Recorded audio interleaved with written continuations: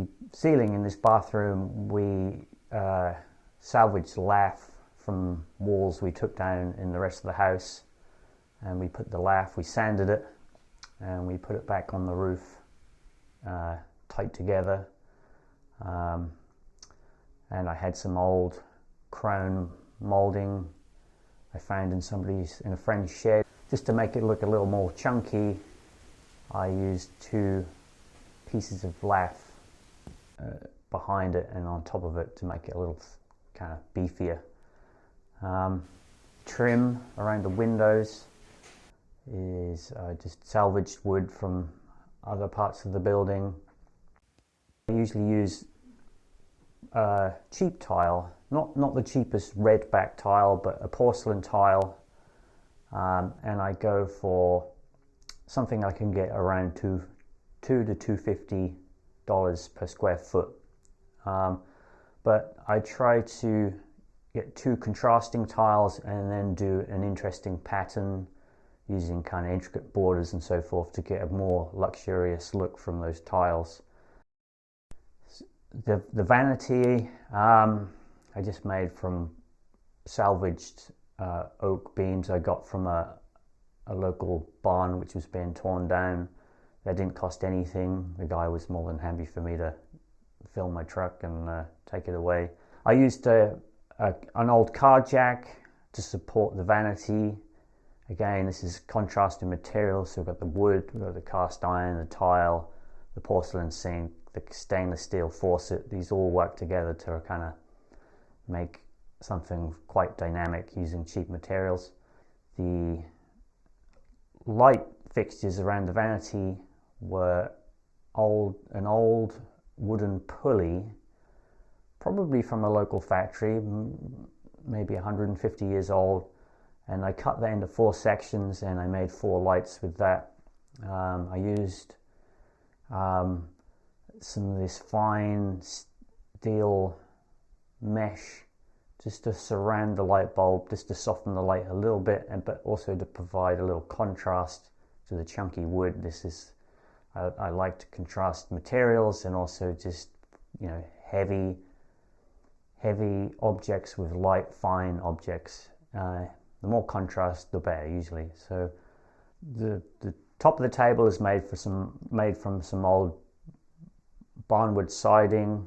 I actually picked a piece which was in contact with the ground because it's aged that much more, and it's kind of, you can, if the wood is actually punky and rotten, you can use some wood hardener before you sand it, and that will bind everything together, but you get the character from sometimes the oldest pieces.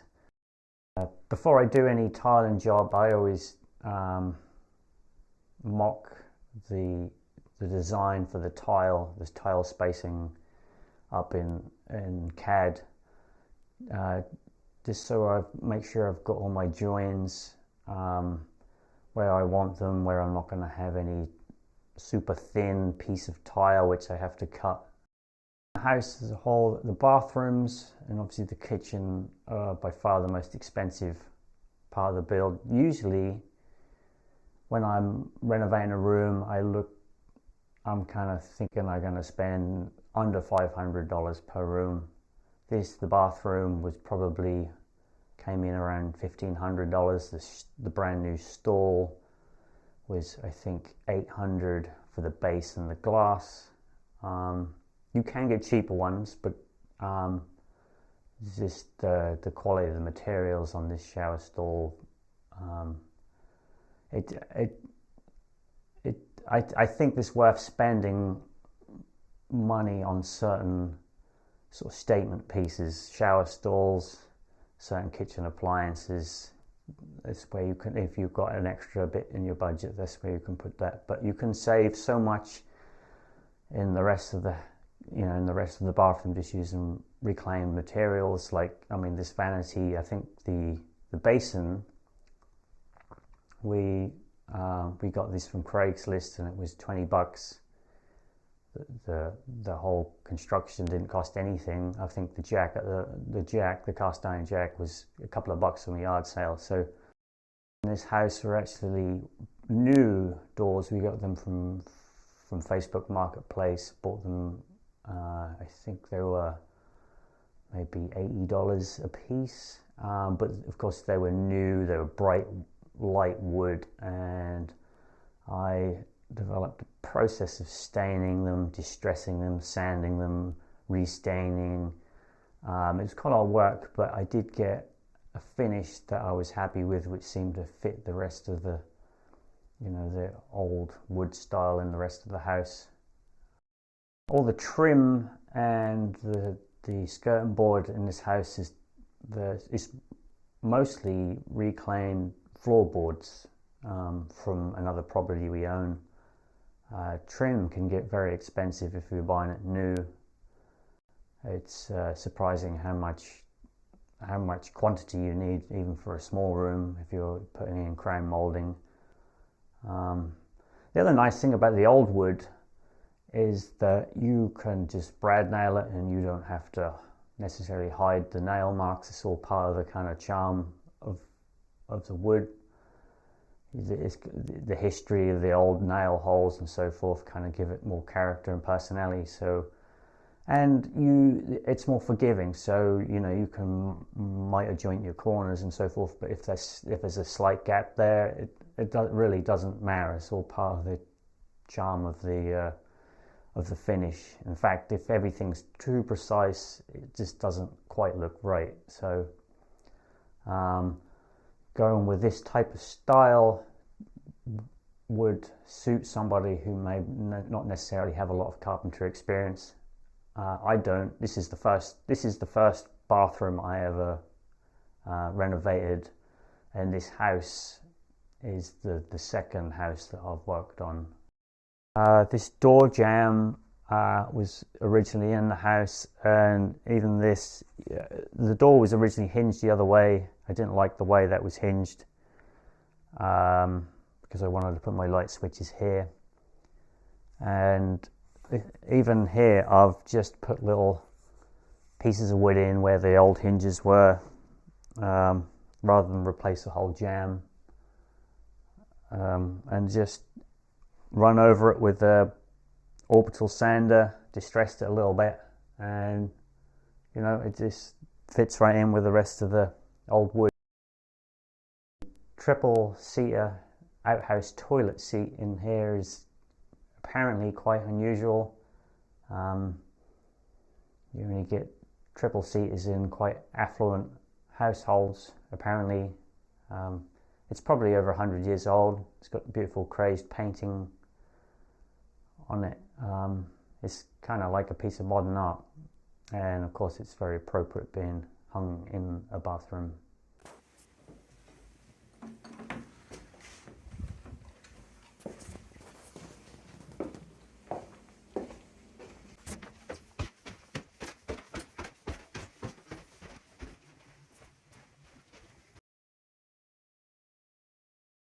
It's much smaller than the bathroom downstairs, so we went for a corner style shower. The tile in this bathroom, it's the same pattern, but it's turned 45 degrees just to make the floor look a little wider. The only disadvantage with that is that there's a lot of cutting around the edge. This vanity was an old record player we found on the side of the road. It was a little bit too high, so I cut the feet off. In this bathroom I've used a clean, modern looking crown molding. It's actually styrofoam, although you would never know unless you touched it. I got a large box with enough crown molding to do 2 large houses for under $100 off Facebook Marketplace. If you have just wood, old wood throughout the house, and use it for all the trim, if there's no contrast with some nice clean modern lines, then it can get a little overbearing. So the crown molding is one way to just provide those clean modern lines and make the wood pop. I was concerned about this door swinging into the shower stall and breaking the base, so I've used an old ebony shoe brush